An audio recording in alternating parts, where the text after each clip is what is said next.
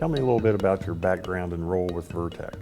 My name is Andrew Jornod. I'm the CEO of Vertex.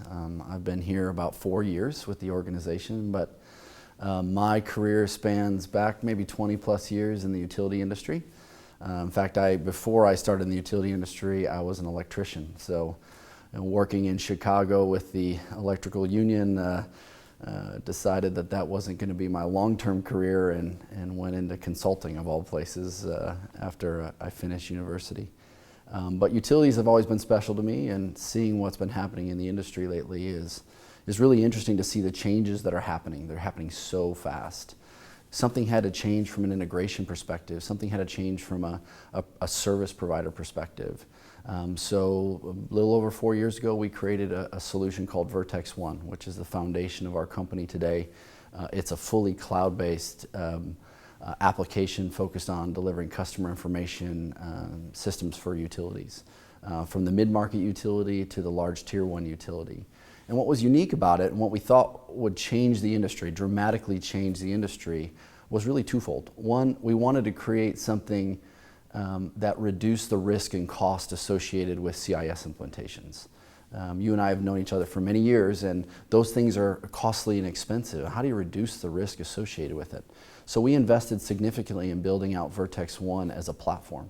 About 80% of the platform is built out of the box, built on top of SAP, but really the IP and the technology that we brought to the solution to make sure that customers migrate onto the platform. They adopt the proven processes that we've seen with the number of utilities that we work with across North America and the number of utilities that SAP supports. And what we did is we really created a prescriptive approach to drive utility customers onto this platform. The second thing what we did is we realized that the industry is changing completely. Cloud is something that is just come into the industry so quickly. A couple years ago, if we said cloud and utilities, the market would have said, oh, we're not sure we're going to put things in the cloud. And today, everything we see in the market is shifting. Everything is moving into the cloud. We offer an ongoing service to our customers where we do upgrades, support, and manage them for the long period of time. What do you see as the drivers of this unprecedented pressure and change coming at utility leaders? So I think there's a lot of things that have been spoken about the changes in technology, and really what we've seen is a change in the generations of individuals, right? We hear a lot about millennials, we hear a lot about the change that they have adopted much more rapidly than any other previous generation before them. And what that's done is driven technology. I mean, the adoption of technology, whether it's apps like Uber or Amazon, which we all kind of speak of in the industry, it is having a monumental impact onto the utility, really driving them to try to change and adopt new types of ways to communicate with their customers.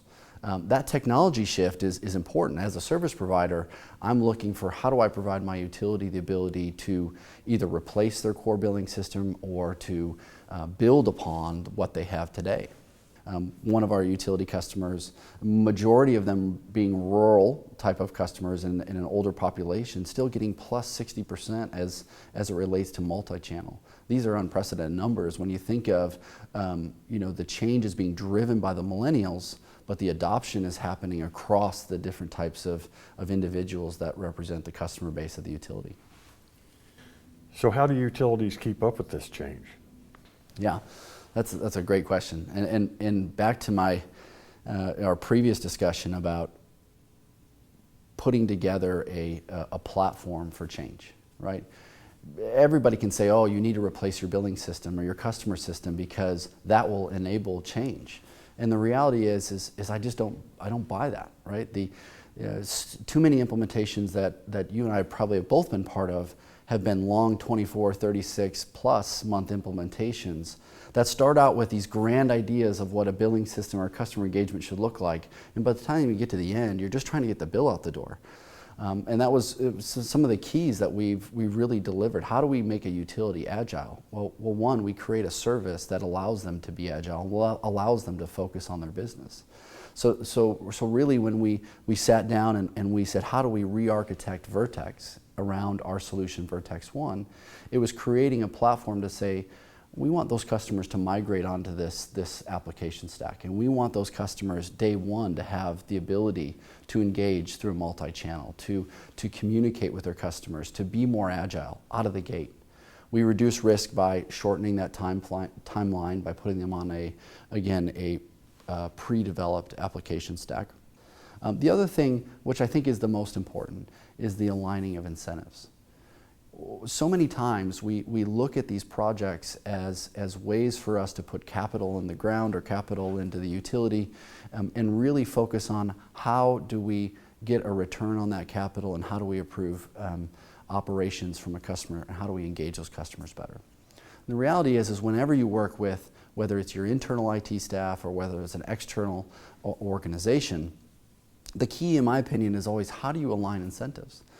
With a cloud-based software solution as we offer with VertexOne, those begin to become aligned over a longer term period, right? 5, 7, 10-year contracts that really are focused on how do we deliver reoccurring service to our customers over and over and over again. It's not we're just here to do an implementation. It's we're here through the agility that needs to take place. So for me, our whole business is focused on how do we address agility, right? It isn't just replacing the billing system. It isn't building on applications on top of your legacy system. There is a mix, which we call VertexOne, that really sits at the center. That's not only a product, but it's really a service over a long period of time.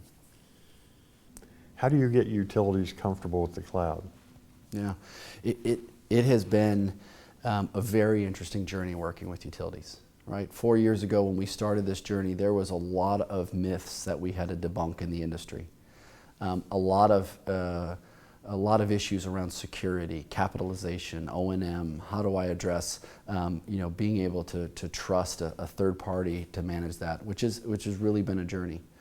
One of the reasons that attracted me to Vertex in the first place is we've been delivering cloud solutions for the last 20 years. And through that experience, it was for very different reasons for 20 years ago as mainframe hardwares were very expensive to run and manage for the mid-sized utility. That experience gave us a whole preview into what we should expect as a cloud-based company. So today, when we address those concerns, we have tried to pick off each and every concern that we face with utility and really try to create the solution to have a robust functionality around it. For example, our security standards have to meet the strictest electric utility FERC standards and the strictest expectations that are on a utility, whether it's for the customer service side, but also the generation side of that business. We look at, from a security perspective, and not all utilities, but some of the tests and the audits and the amount of rigor that we put into our organization is sometimes much stronger than that of the utilities themselves.